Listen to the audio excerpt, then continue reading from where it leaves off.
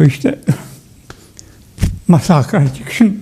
Edhe gjatë rrugës janë torturuar, janë lënë pa ngrënë, pa pirë, që edhe mos të kishin fuqi, edhe mos të kishin armatim që të kundërshtonin atko çaj priste, pra masakrën. Nashta edhe është meron se masakrat e kompëve më të rënda, nacizmit, Auschwitz, Ozeni, Jasenovac, tjerat, do morë parasysh ato se në ato kompe kanë mësu kundërshtarët e nacizmit, kurse në Tivar kanë mësuar bashkëluftëtarët e vet, duhet thot, edhe bashkëluftëtarët e Aleancës Antifashiste, që ajo në Evropë, as në Ballkan nuk kanë ndodhur. Mandej mendoj Tivar është vori më i madh i shqiptarëve, është ndoshta vori më i madh në Ballkan edhe në Evropë, në historinë e luftës së dytë botërore, për shkak se ai masakër është bën me para përgatitje shumë të mëdha, që është kryer për një orë gjysmë edhe masakër i cili nuk ka skelet deri më sot kur askon. Kosovarët nuk kishin ndërtu armët. Ishte Shaban Palluza, Përshëndetje miq, ju përshëndes unë Mimoza Elezi. Jemi në muajin prill. Siç e dini, me 1 dhe 2 prill janë datat e kujtimit të natës së zezë të prillit të vitit 1945. Mbar shqiptarnia do ta fillonte pranverën e vitit 1945 me derdhje gjaku, me njerëz të vrarë, që kjo masakër në historinë shqiptare, në historinë e popullit shqiptar, duhet të shfallet ditë zije për mbar shqiptarët masakra e Tivarit. Nata e gjatë e dimrit të vitit 1945 u agua me masakrimin e rreth 3400 shqiptarëve, pra masakra e Tivarit. Në të vërtetë, përgatitja e kësaj masakre dhe veprimi mbi këtë masakër kanë vazhduar që nga data 14-17 marsit të atij viti dhe kanë vazhduar deri me 5 prill. Por masakra më e përgjakshme është të bërë me datën 1 dhe 2 prill. Mbi këtë masakër kemi dëshminë e Haxhi Lleshit, i cili në atë kohë ka qenë ministër i brendshëm.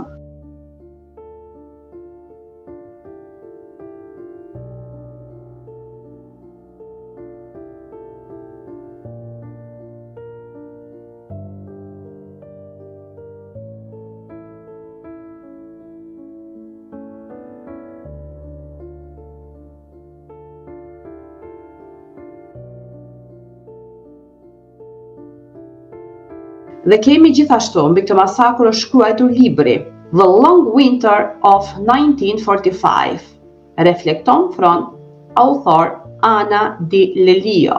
Pra, shpresoj që të gjithë ta marrin këtë libër dhe ta lexojnë. Unë akoma nuk e kam marrë, nuk do të gënjej, nuk e kam në bibliotekën time dhe po ta marr patjetër që çdo paragraf do të mundohem ta shfaq në një rast tjetër. Pra, në fillim të prillit, përkujtojmë masakrën e Tivarit, që ndodhi më 1-2 prill të vitit 1945. Ky proces filloi që nga data 14 marsit dhe vazhdoi deri me 5 prill. Në Tivar, me 1 prill 1945, u vranë dhe u masakruan rreth afro 3400 shqiptarë. Ndonëse nga kujtimet e dëshmitarëve që përjetuan këtë masakër del se ky numër mund të jetë shumë më i madh. Kemi edhe një dëshmitar të gjallë, i cili akoma edhe sot jeton dhe që në moshën 5 vjeçare ai e pa me sytë e tij masakrën e Tivarit. Rrugën nga Ulqini në Shestan në pranverë me Bakti. Në këtë rrugë, nëna ime më mante për dore, dhe unë pash një 10-15 njerëz të nxirë, mbështetur të një mur të spitali i sotëm i Tivarit. Atëherë unë më utërova nga pamja e tyre, që ishin gjysmë lakuriq, dhe i ka nënës nga dora. Nëna vrapoj mas me, më kapë për dore dhe më tha, mos o trembir, janë kosovarë. Për herë të parë unë dëgjova fjalën kosovarë. Kjo ishte masakra që kishin. Kosovarët nuk kishin ndërtu armët. Ishte Shaban Palluza, i cili kishte 10.000 forca. Dhe kur rrëfen me lot në sy, që për herë të parë u trëmba kur i pash këto njerëz që ishin nxirë dhe ishin mbështetur në murin e spitalit të Soçëm që gjendet në Tivar, dhe nëna më tha, tregon zotëria sot në mosh, historian i vjetër, nëna më tha, mos u friko birë, se këto janë kosovarë. Kjo ishte masakra që kishin Në gjysmën e dytë të vitit 1944, derisa forcat alate amerikane, angleze dhe ruse përparonin në të gjitha frontat e luftës kundër ushtrisë hitleriane, Titoja i shfrytëzoi këto rrethana për luftimin e forcave të mbrojtjes kombëtare shqiptare dhe ripushtimin e Kosovës. Për të realizuar më lehtë synimet e saj, udhëheqja jugoslave në fillim të janarit 1945 urdhëron mobilizimin e brigadave të Kosmetit për të dërguar në frontin e ashtu quajtur të Stremit në Serbi. Ndonëse qendra e rezistencës shqiptare në gjysmën e dytë të dhjetorit 1944 dhe janarit të vitit 1945 ishte përqendruar në Drenicë, shtabi operativ i Kosmetit urdhëroi Shaban Pëlluzhën që ta lëshonte Drenicën dhe të nisë në drejtim të Podujevës për ta bashkuar me brigadën e 7 e cila po marshonte për në Serbi. Shtabi i brigadës së Drenicës, largimin nga Kosova do ta kushtëzoje me ndërprerjen e vrasjeve dhe të plaçkitjeve mbi popullsinë civile nga ana e ushtrisë jugoslave. Mirëpo, pas dështimit të nështrimit të Shaban Pëlluzhës më 25 janar nisin operacionet ushtarake në shkallë të gjerë për asgjësimin e brigadës së tij.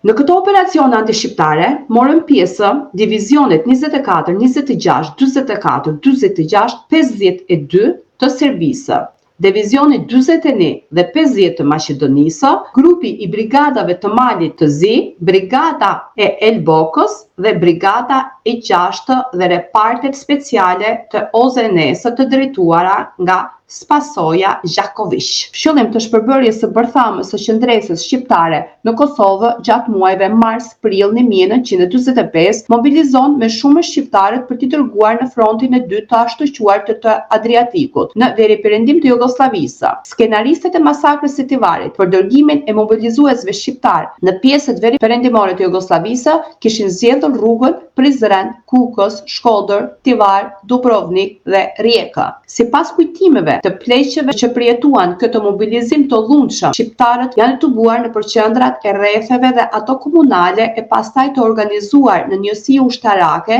të komanduara nga oficerët shqiptar kanë udhëtuar në qendrën e përgjithshme të mobilizuesve kazermën ushtarake të Prizrenit. Pas sistemit, shqiptarët e mobilizuar do të çarmatosen me arsyetim se armët do t'i marrin në Kroaci e Sloveni. Çarmatosja e tyre ju ka dhënë një sinjal të keq edhe më të drejtë ka lindur dyshimi në përgatitjen e ndonjë skenari shfarosës në prapaskena.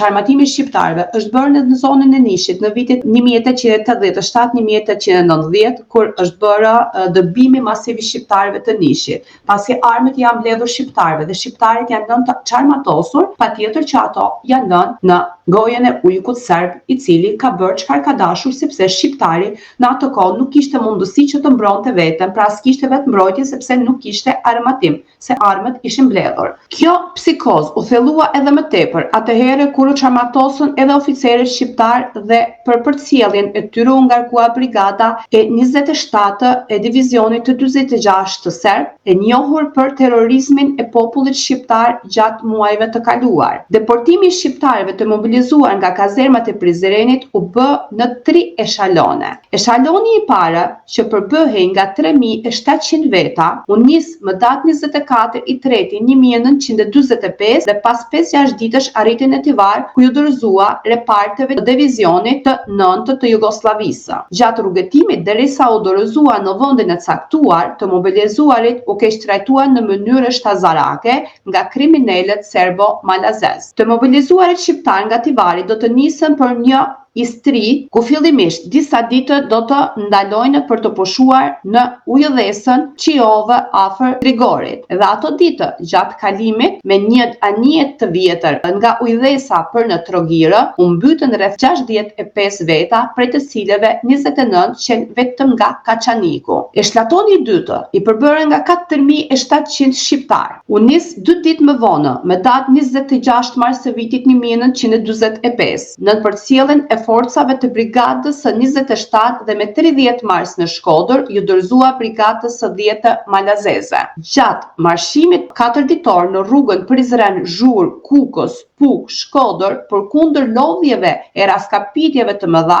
nga rruga e gjatë, u maltretuan e urrahën dhe në shumë vende shumë prej tyre u vranë. Si gjatë kohës së pushtimit, gjatë kalimit të lumenjve apo gjatë tentimit të ndonjë prej tyre për të shuar etje në burimet e ujit. Pas këtyre peripetive nga Shkodra, në përcjelljen e malazezëve në mesditën e 1 prillit 1945 arritën në Tivar. Atë ditë të kopshëm, rrugëve të qytetit shihej një mobilizim i ushtarëve serbo-malazez, të cilët vështronin me përbuzje kolonën e gjatë të shqiptarëve. Kjo kolonë është ndaluar në qendër të qytetit me urdhër kinse për të pushuar dhe ndërkohë ndodh një eksces në mes të rojës dhe 4 shqiptarëve, të cilët u penguan për të pirë ujë në një krua aty afër. Nga ky konflikt, ushtarët e urdhëruar derdhin një breshëri lumbash në trupat e shqiptarëve. Me shtras vriten edhe disa prej tyre. Situata u tensionua me qëllim për të filluar komplotin e përgatitur. E shtyri masën e shqiptarëve që të shtrihen për tokë, ndërkohë që ajo hapësirë ishte vënë në shënjestër të pushkëve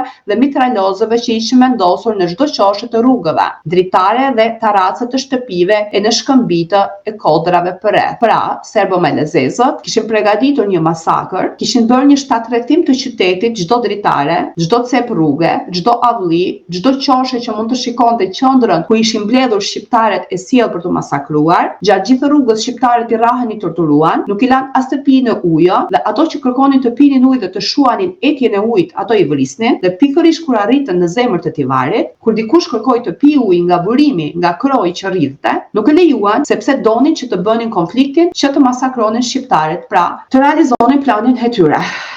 Azem Hajdini, njëri nga dëshmitarët e mbetur gjatë masakrit të Tivarit, kështu e përkujton ngjarjen e krijuar pas eksesit, pra grindjes së ujit.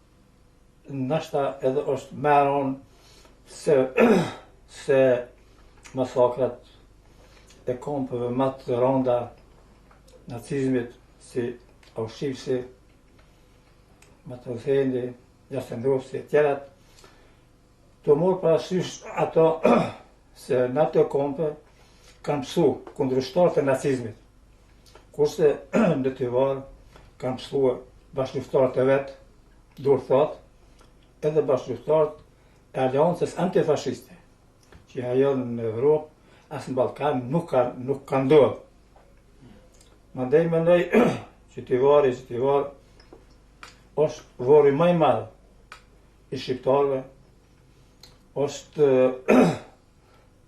nashta vori më i madh në Ballkan edhe në Evropë, në historinë e luftës së dytë botërore, për shkak se ai masakër është bën me para përgatitje shumë të mëdha, që është kry për një orë e gjys, edhe masakër i cili nuk ka skelet, si gjurmë nuk ka skelet deri më sot askon.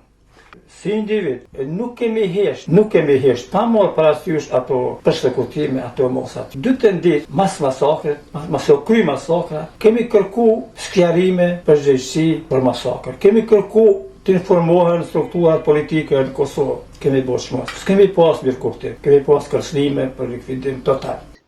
Me të përfunduar të këtij akti mizor, me që ne ishim në kolonë për 4 në gjatësi prej 5-6 kilometrash, e ku mundësia për një shfarosje masive ishte më e vogël, na kanë urdhëruar të ngrihemi në këmbë dhe të qëndrojmë në vend me duart të lidhura mbi kokë. Pas pak na kanë urdhëruar të ecim drejt një ndërtese të madhe 3 katëshe, i ashtu quajtur monopoli i duhanit, me një sipërfaqe prej afro 300 metra katror dhe me obor të rrethuar. Ndërtesa ishte rrethuar nga të 3 anët me kodra shkëmbore, kurse obori ishte rrethuar me mure të larta e me rrethoja të hekurta. Me të hyrë në obor, kujton Zoti Hajdini, ishten 10-15 ushtarë, të cilët me shufra hekuri godisnim në kokë, gjokse apo në shpinë çdo njeri prej nesh, dhe nga këto goditje mbetëm të shtrirë për vdekje rreth 150 veta. Pas futjes të shqiptarëve brenda në ndërtesë, rreth 1000 veta dhe brenda oborrit të rrethuar me mure, rreth 2200-2500 veta dhe një pjesë tjetër të mbartur në rrugë para oborrit rreth orës 14:00, ata do të sulmohen nga të 4 anët. Shtihe me të gjithë llojet e armëve të zjarrit si me pushkë automatik, mitraloz, mortaja dhe bomba dore, revole e tjera, kështu që brenda një ore gjithë masa e grumbulluar në ato hapësira nuk mbeti në këmbë. Në këtë rast, oborri dhe sheshi u shndërrua në lumë gjaku, që i ngjante një kataklizme të vërtetën, ndërsa ndërtesa u shndërrua në gërmadhë me qindra kufoma shqiptarësh brenda saj. Kësaj masakre makabrale arriti të shpëtojnë kryesisht ata që u gjenden në ndërtesa dhe ndonjë që kishte rënë në tokë para se të fillojë sulmi. Kufomat e shqiptarëve të vrarë e të masakruar, mizorisht gjatë tërë natës së 1-2 prillit, u bartën me qere dhe u hodhën në det për të zhdukur nga vendi i krimit. Sipas burimeve arkivore, rezulton se në të varmën 1 prill të vitit 1945 u vranë dhe u masakruan rreth 1700 shqiptarë, ndonëse nga kujtimet e dëshmitarëve që përjetuan këtë masakër, del se ky numër mund të jetë edhe shumë më i madh. Kjo ngjarje tragjike për popullin shqiptar, edhe pse ndodhi larg opinionit të atëhershëm, ishte e qartë se u përgatit nga kreu i udhëheqjes jugoslave, edhe pse më vonë Aleksandar Rankovići me kompani këtë ngjarje do të përpiqet ta cilësoj si incident të rëndë të shkaktuar nga faji shqiptarëve. Ky është edhe libri i shkruar The Long Winter of 1945 të Tivar, dhe ky libër patjetër që duhet të lexohet nga gjithë shqiptarët. Dhe teksa ka ndodhur këto ngjarje, këto masakrime të ndryshme her mbas here të shqiptarëve në trojet e tyre, patjetër që edhe bota, edhe Evropa mike ka heshtur. Siç e dini edhe nga incizimet që kanë bërë në Turqi me shqiptarët e Turqisë, nga ato të cilët kanë përjetuar vitet 1953, ku tregojnë që rrugët dhe fshatrat e Kosovës ishin të mbushura me eshtra dhe me kocka dhe me kokat e burrave të shqiptarëve të Kosovës, pra të Dardanëve. Gjithashtu kam edhe listën e të vrarëve të asaj kohe